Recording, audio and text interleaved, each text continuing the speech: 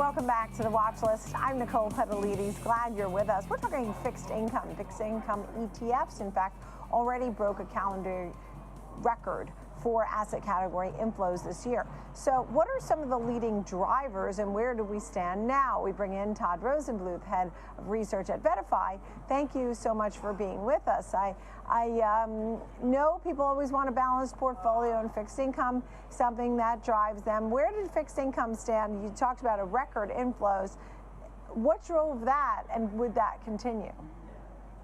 So you're right. We already passed the calendar year record through September with $215 billion of net new money that went into fixed income ETFs. We've seen even more go in October. We could approach $300 billion by the end of the year, which would be tremendous. Fixed income ETFs are roughly 20% of the overall ETF industry, but they're punching above their weight this year.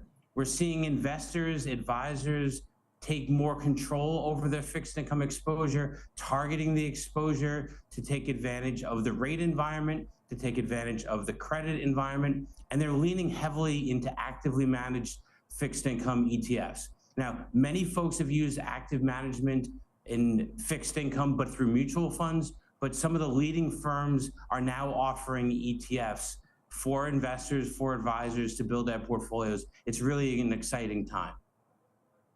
We think about the rate environment, and a lot of people were running because they were getting good rates. As rates come down, you're saying that it will still be attractive, and some of these ETFs. In fact, you're hosting a symposium on the 24th. I'm sure you'll be getting a lot of questions. Well, what kind of ETFs may serve me better in a lower rate environment? What would you respond to that question? So we're seeing investors embrace taking on additional interest rate risk as rates are coming down. So there's a number of ways to do that. You can do that through a core or a core plus strategy and having the active manager do so. So we've seen Vanguard have success with Vanguard's core bond ETF or Vanguard core plus bond ETF. We've seen T. Rowe Price with their active QM strategy. The ticker on that is TAGG, T-A-G-G.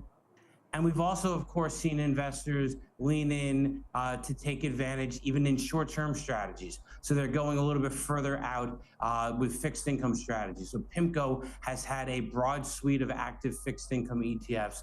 Elder is a low duration ETF, and the ticker BOND. You got to love the ticker for PIMCO's active bond ETF, BOND. Yeah, right. We've seen these products gain a lot of traction in 2024 as investors embrace active fixed income ETFs.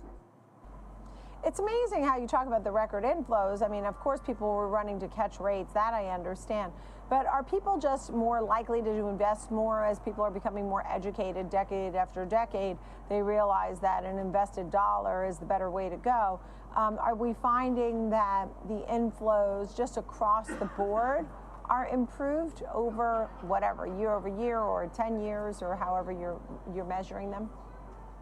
You're right. So we've already achieved a record for fixed income ETFs. We've achieved a record for individual ETFs. So the Vanguard 500 ETF, VOO, has already set a calendar year record. We've seen IVV, which is the iShares S&P 500 ETF, also passed that record. Now it's behind Vanguard, but it's having a tremendous year. And overall, we're seeing the ETF industry is likely to pass the $900 billion mark for net inflows. That would set a new record. We could even see $1 trillion in overall ETF flows. So we're seeing a greater adoption of ETFs. We're seeing a greater adoption of fixed income ETFs as investors get more comfortable with the liquidity, the transparency, the ease of use benefits relative to a mutual fund, and those leading firms that have now offered a fixed income ETF alternative as opposed to mutual funds. So the Vanguards, the BlackRocks, Fidelity, T. Rowe Price, these firms have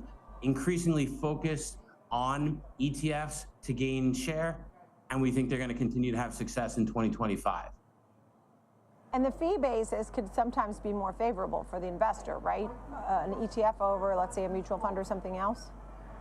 That's right. So fees tend to be less expensive or lower for an ETF or for a mutual fund. Now, people tend to think of active management as a premium fee, But for example, TAG, that T. Rowe Price ETF that I mentioned earlier, it's just 8 basis points for active management. We now have many active fixed income ETFs that cost 20 basis points or less. That's considerably cheaper than a mutual fund alternative. So more money going into your bonds or going into your stocks and less into the pocket of the asset manager is a great thing for all investors. Meanwhile, it still is actively managed, and then it just brings the bigger question, like, why is it broken down like this? But that's a whole nother conversation. When you think about thematic investing, what other themes did well in 2024? So we've seen strong demand for equity ETFs. That's still the largest overall bucket of the pie. And we've seen, as I mentioned, Vanguard 500, the iShares 500 ETFs, but even some upstart ETFs. The Victory Shares Free Cash Flow ETF, VFlow. This is a high quality, growth oriented ETF. It crossed the $1 billion mark in just under 16 months.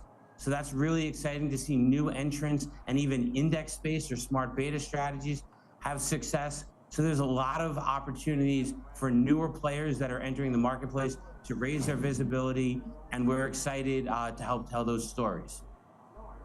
Yeah, on the 24th, as I mentioned, you'll have that symposium. What's the goal there? Where is it, and what are you hoping to achieve there?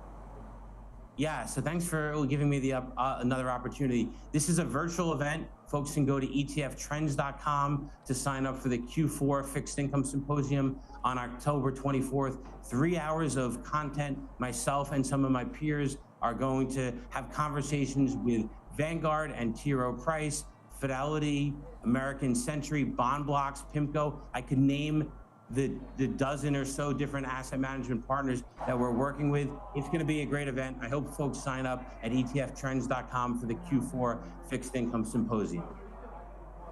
Todd Rosenbluth, thank you so much, Head of Research at VettaFi. Thanks, Todd.